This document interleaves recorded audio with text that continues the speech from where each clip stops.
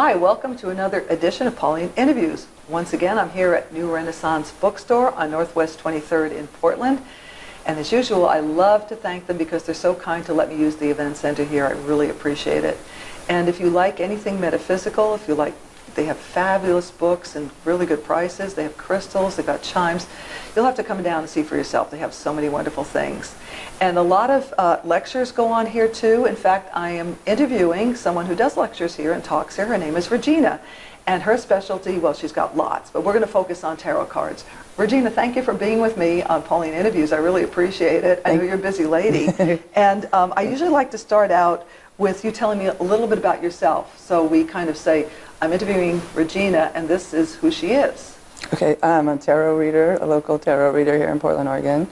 And I have also written a book on a little bit on metaphysics and divination. And I'm a musician. That's what I do with most of my time, is play music. If I'm not doing this, I play music. Yeah. What do you play? Guitar. Oh, terrific. Yeah. And what kind of music? Rock music. Okay, yeah. That's great. Well, I think music to me is spiritual. Yeah. I'm into music big time. I love all music. Yeah. So I do play all kinds of music, That's but in super. public I'm mostly playing rock music. Now, I read your bio, and what's so fascinating about you is that, and I know I've been into metaphysics, interested in it. I don't really do anything except the interviews since I was young, and I don't know where it comes from, but I read that you started being interested in metaphysics when you were 13 years old. How did that, well, first off, I asked you for a definition off camera, and I like it better than mine. I say metaphysics is beyond physical, but I like what you said about it. Tell us what you said metaphysics is. I think of it, meta is just like a big picture view of physics. I think metaphysics is basically how we try to interpret things in reality that we don't have the scientific or the proof for, or the math for, but that eventually that could be learned. Yeah. But it's just not in our consciousness at this density.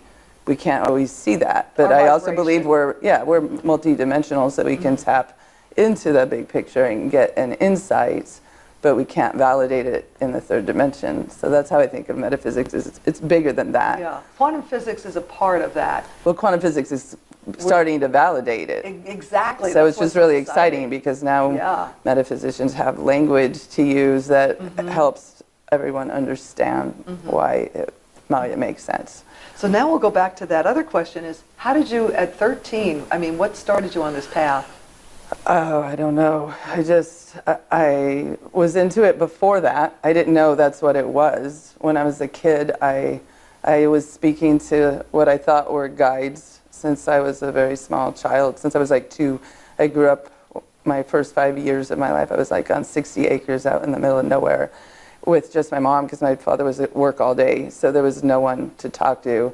So I ended up talking. I found out like 30 years later it wasn't a guide, that I had to have it crossed over and removed. It wasn't bad, but it wasn't a guide.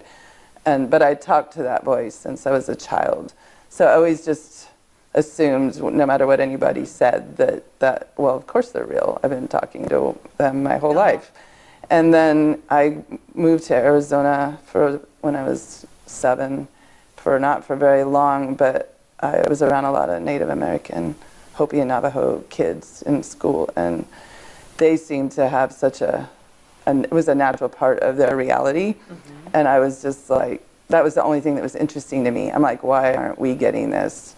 And then I had a memory of, even before moving there, that the tools, all of our tools got stolen from us, and that we needed to get our tools back. And spiritual tools? Spiritual tools. Yeah. I had that from very small. Like, they killed everyone that had the tools, and now we need to get the tools back. Like, somehow that's what we're supposed to be doing, is bringing all the tools back to everybody. And so I just had that in my head growing up, and I was always looking for, like, how do we learn this again? All our plant knowledge got taken. All this stuff got taken away from us. And so I started learning about plants, and then the medicinal values of plants. And then when I could read, I was going to bookstores looking for stuff that had to do with spirituality and metaphysics, and it was really hard to find in the 70s. It was not anymore. Well, not anymore, no. But back then it was hard. So the first books I came upon was the Yogi Publication Society. So I started learning about pranic breathing and breath work and And so I went right into the Hindu tradition and yoga, because it basically explains how breathing works and the meridians and energy, how energy works, and how even dimensional stuff, if you start getting into the metaphysics of it and chakras. And so I started to learn about all that first. And then actually playing rock music and everyone getting accused of doing evil things, which I don't think they were actually doing, made me research, like, well, why are all these people getting accused of being so bad? I'm reading the lyrics, I'm like, I don't think so here, the lyrics don't seem so bad. So I went into like what they were studying and found more of the occult version of what I was interested in, and started to read all of that to figure out, like, well, why is everyone complaining about this? So you said occult. Some people think of occult as evil, but that it just means hidden. Hidden, yeah. Hidden, yeah. It's not necessarily right. bad. Yeah. We're not privy to it. Well, we were, but like you said, it got taken away. That's why I love the Native Americans too. They seem like, I have a friend, Jan Angel Smith, and we've interviewed her before, and we'll interview her again. And the shamanism, it's a good thing. It's energy medicine. It's not weird or anything like that. It's just using the innate power we have that we've lost. And it's amazing that it's been able to survive through what those people went through. Well, I think it's they tried to suppress all of that, and it's coming back more and more. And you can't keep the truth out. Exactly. You can't keep the truth down. And some elders remembered and passed it on. I think it's great. So I'm just going to go through a list, but we're going to focus on tarot. But you said that as they relate to tarot, sacred geometry, theology, numerology, astrology, and the Kabbalah. I haven't said the Kabbalah yet. That's something I'm interested in. So as they relate to tarot, could you narrow that down a little, explain what you mean? If you can, that's fine. If not, we'll jump into tarot. We'll just go with astrology and Kabbalah. They're both gigantic, huge systems that even most astrologers pick certain areas to focus on if they're going to do a reading, because they'd be there for days if they were going to focus on all aspects of the chart. So the major arcana in the tarot is based on mostly a lot on the zodiac and planets and systems, and so is the minor arcana. But there's a planetary and a zodiac version that helps define some of the meanings of the cards. So to take the tarot into that area, you have to learn about astrology, but you don't need to know how to do a chart, or you don't need to how to figure out what the nodes are doing. Right? Is that why? Because the planets and their position influence our lives? Yeah, exactly. Well, I totally believe that they do. And then so the cards, some of the definitions on the cards are: this card is this planetary alignment. It's this planet in this sign, so that's part of the energy of the card. But the old, very beginning cards didn't, from what I have learned, did not have astrological aspects assigned to them in the way they do now. They might have had them through the arts, because a lot of the old symbols on tarot sometimes are images of Saturn or images of Jupiter, because they were all in the Roman and Greek, had the statues and images of people that represent, and so those images got put on cards, and they might have, I'm sure they were intending that the energy of those planets or that thing had to do with the card at that time. But the tarot's been through so many different manifestations over the years that it's hard to say if there was a universal assignment to what all of that meant. There are so many of them. What do you mean by major and minor? How'd you say So major and minor arcana. So let me back up on a little bit. So with the astrology, so the same thing happened with the Kabbalah. So the first tarot decks that showed up in the format that we recognize them in today was the late 13th century, early 14th century with the Marseille deck. They've been around for a long time. Yeah, and the decks prior to that were in a different order, and there were some of the same cards, but they weren't just structured the same way we use them today. And then there was the Golden Dawn came around hundreds of years later, and they structured the tarot and they gave it astrological assignments. And most of the cards we use today are based on people that studied with the Golden Dawn. And then there's a woman, her name's Christine Payne-Towler. She's a local person out in Astoria, and she's a wealth of knowledge if anyone wants to read more about tarot. She went back before the Golden Dawn and tried to reestablish what the cards meant back at that time. Christine Payne-Towler. Okay. Yeah, she made a deck called Tarot of the Holy Light that's based in alchemy, and she calls it the continental tarots that were present in Europe before the Golden Dawn made a system. And the Golden Dawn's pretty famous for aligning it with the Kabbalah, even though I believe some people were doing that before the Golden Dawn as well. And no one seems to agree whether the tarot is people hiding the Kabbalah back in the day because you aren't allowed to talk about some of these things during the Inquisition. So that they think a lot of information got hidden in the tarot. Yeah. But then other people think they are not related systems, but they are mapping the same natural world. So of course they're going to line up because they're mapping the same environment. And then and other people think one came out of the other. So I'm not a Kabbalist. I don't study Kabbalah. I just know how the Kabbalah relates to the tarot. Does it really matter what deck you use?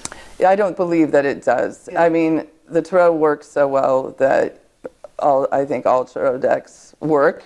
I think if you're going to learn about it, it really helps to learn off of the traditional decks because there's a lot of artists that they're so excited about tarot that they start drawing it, but they don't understand it. And the older decks, the colors people are wearing, the directions they're looking in, what their limbs are doing, are all symbolic and have meaning. And then artists look at that and go, wow, this is cool, I'll make a version of that. And then they make, and they don't put any of that in context. And so you can't look at the image and find these layers of deep tradition and meaning. So I think a lot of the tradition's getting lost because people don't understand that it's that every little button on the piece of clothing means something. Like or they did, not in the newer decks. A lot of that's not true. I mean, there's some people that are doing that. It's not a broad I understand statement. what you're saying because I interviewed a wonderful man, Don Clarkson. We did about at least 4 interviews in the 90s at my cable station when I did Parapsychology Today. And I remember, like, he had a card, and he said the death card doesn't mean death. It means an upheaval, a change. It's actually a good card, you know. Yeah. So like you're saying, those symbols meant something then. So I understand what you're saying. So you don't have to tell me. I mean, are there hundreds of decks or thousands? Oh my goodness! There's thousands How do you of decks. pick the one that works for you? I say people should go with what art is moves them.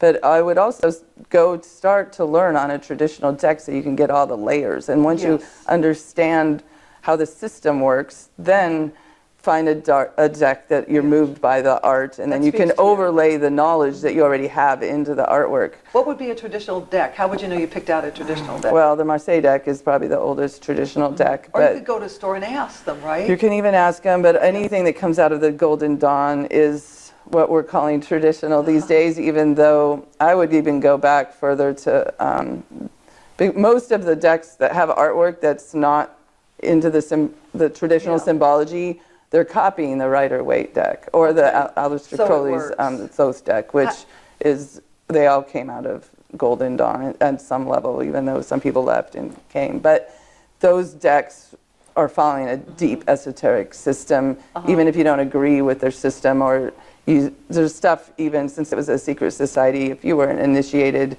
they put stuff backwards or hid stuff, and then the general public's reading the stuff, but doesn't realize they're supposed to flip this part around or do that. So you get a bad reading. Can get well, you won't get a bad reading, but you could learn something backwards, and if you were initiated, you might know that was backwards.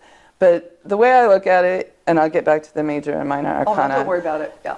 Anything that we use for divination, and that's why there's oracle cards. Oracle cards are not tarot. Tarot is a system of 78 cards, and I'll break down the major and minor. What does tarot mean?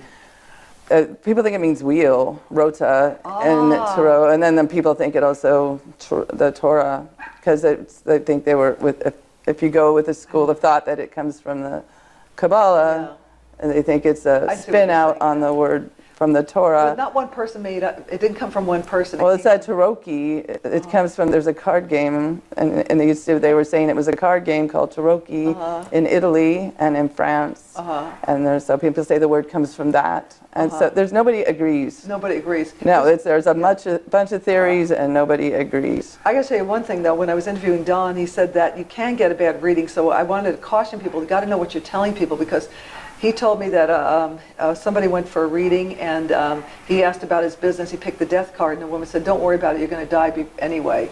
She translated the death card as meaning you're going to die.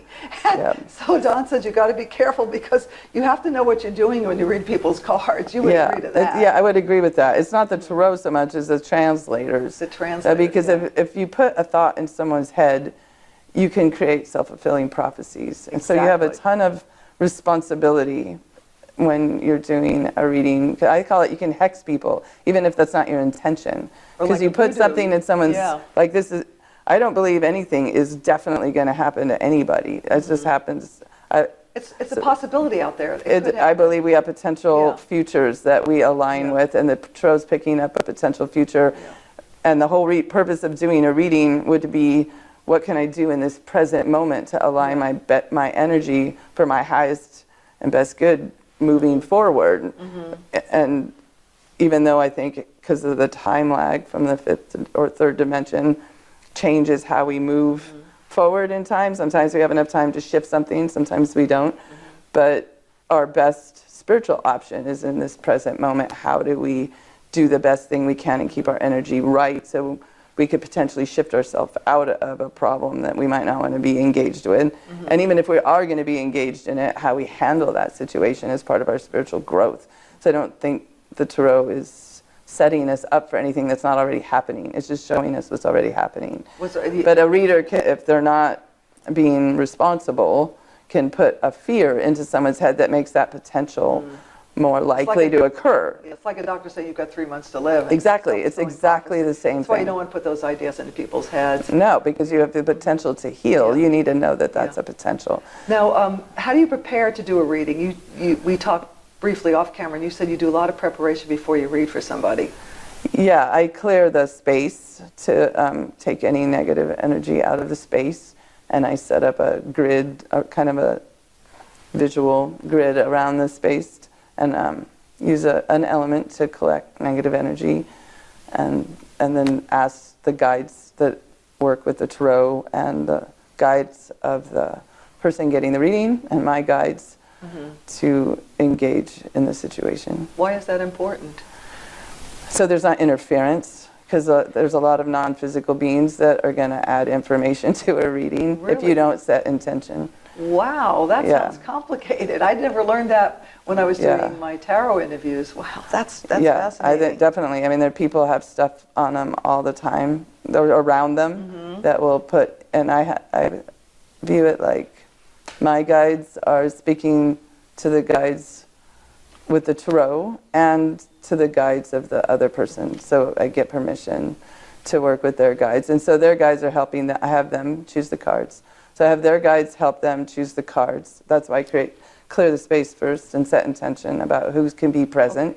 And then I use, that's what I was going to say earlier, a tarot, any divination tool, is if you set intention that the card means this, then the guides will go, all right, I'm trying to get this message through. So then you find you're going to need this card to get that message. And so it will change for every reader, because how readers slightly look at the tarot a little differently. So if Regina needs to get the message, this message, she's going to need to see these cards. And if someone else was doing a reading, they might need to see a whole different set of cards to get the same information. And so I think intention setting is the huge part of it. And then, so I set the intention, like, what do they need to see? Then they pick the cards, and then I just translate what's coming through. So when you say they pick the cards, do you mean they pick the cards out of the deck, or they pick the deck of cards they want to use? They pick the cards out of the deck. I usually just use one deck. A lot of readers have 4 decks, and people pick up one of your decide. Cards and hold it to the camera, and then talk about what that picture means or something? Well, I'm going to use Christine, this deck's really hard to see. I mean, if people want to look at the complexity of the art, but it's really beautiful. It's based on all the we'll look at that later. Alchemy. Yeah, and you can but well, here the chariot's coming up. So and then this is a major arcana. I still want to talk about that in a minute. That's the chariot, and this is a version of the Rider-Waite deck. So and you can put it down, and we can take a picture of it later. You can talk about it. You can look at it and talk about it. So that, I think I need to talk about major or minor arcana first. Well, I could talk about the chariot. The chariot's a card. I look at it as spiritual movements. I'm going to hold it. In the esoteric tradition, it's a Merkaba, like the spiritual movement. That's why it's not being drawn by horses that can actually move. It's I look at it as aspects of our spiritual body want to come through our physical body, and we want to be more of who we naturally are. So it's a spiritual growth card, a spiritual movement, changing. You don't physically necessarily need to go anywhere. People view it as triumphant, but you're also triumphant if more of who you are in your spirit is present in your body, so you're all aligned with yourself. Yes. You're not just being one small contracted aspect of you. You feel like, oh, this is me, and all of me is right here, right now. So that's a good feeling. Yeah, and so but it's also sometimes it shows up in a reading as what the person's feeling, and misaligned with other people, or misaligned with community, or afraid to say something because they can get in trouble because it doesn't match. But the not matching is coming from showing an aspect of yourself that you might not have shown to those people before. Almost sounds like you need to be trained as a into the mind and everything. Well, yeah, I've actually done a lot of NLP. Oh, neuro-linguistic programming, right. I've researched a lot of counseling, because when sounds like you are counseling process work. That's what I think all readers are doing. I've got that's the deck I have. Oh, this one. Yeah, I recognize that. It's the Rider. It's a version of the Rider-Waite. Yeah. That's right. They don't call themselves that. Is that a good one? Did I get a good one? It's a traditional deck. Yeah. Oh, good. It's a good one to learn on. For sure. Good. I think so. Not everyone would agree with that, but I think it's a good. So the major arcana, the ones with the Roman numerals here, are.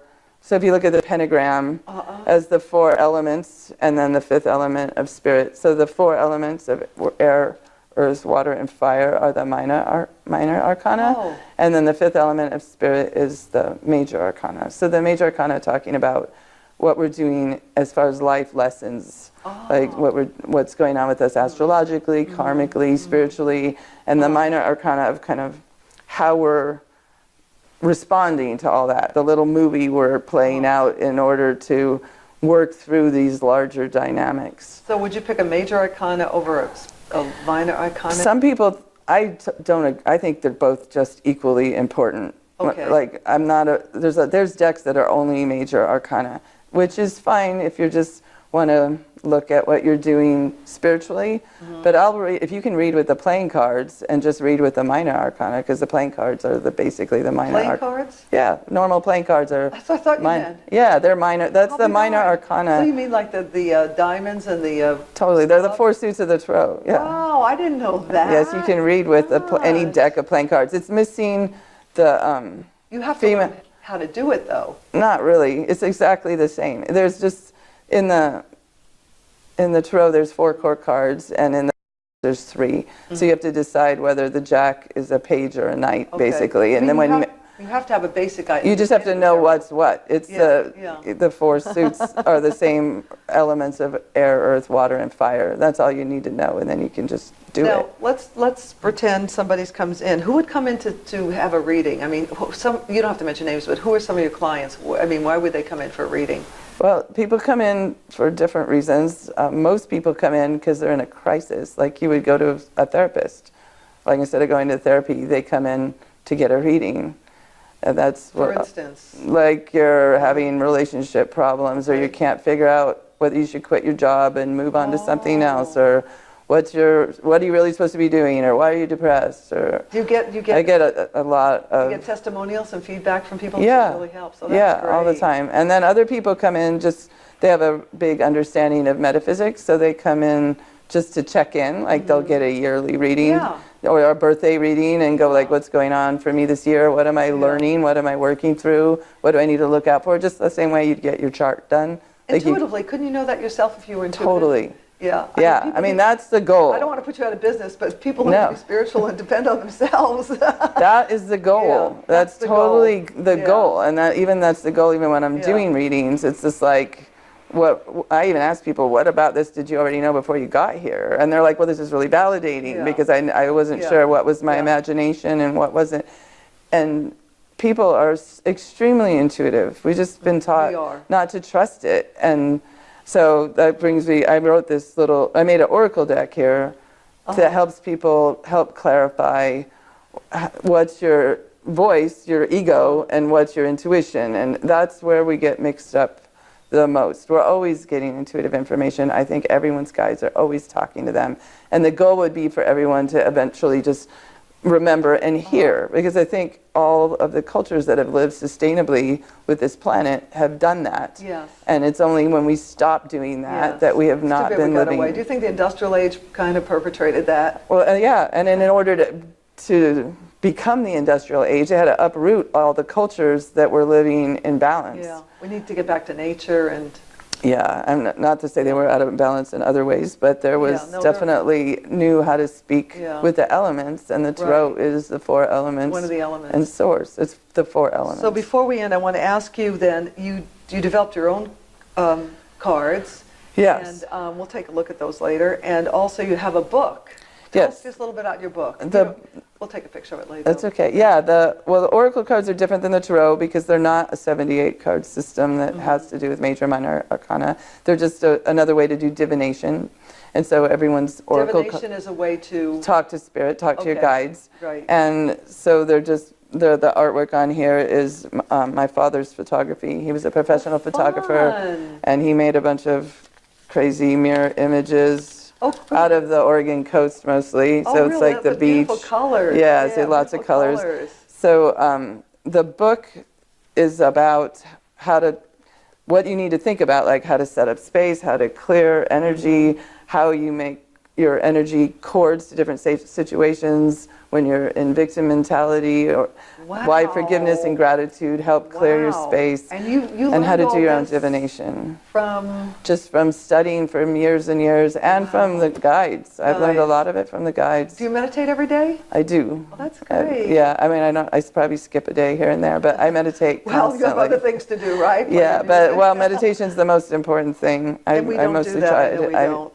Every day, and sometimes longer than others. There's days I meditate for hours. Is there anything you want to add? We've talked about a lot of stuff. I don't want to overwhelm. We might have to do another interview sometime. To get into the details. We can clear space, and maybe we'll do demonstrations sometime, but only when you feel like you want to do it. Yeah, but I think people probably got a lot out of this. There was so much information, stuff I learned I thought I knew already. Awesome. No, so I'm just saying this is so people can do their own readings, basically. And that's why I didn't make it tarot, because anyone can do oracle cards. Oh, really? But it also gives you enough background to work on a structure or framework for starting, if you wanted to learn tarot or runes or any other divination tool. So if people want to get a hold of you, you've got a website. So is that the best way to get a hold of you? That is the best way to get a hold of me. Okay, all right, super. Anything you want to add? I think this has been so fascinating. I'm just, oh my God, my head's spinning. It's so exciting. Okay, awesome. Thank you so much, Regina. You're welcome, Pauline. Thanks for having me. Oh, you're very welcome. And good luck with all the stuff you do. It's great. Thank you. And I want to thank you all for watching another edition of Pauline Interviews. We'll see you again soon, I hope.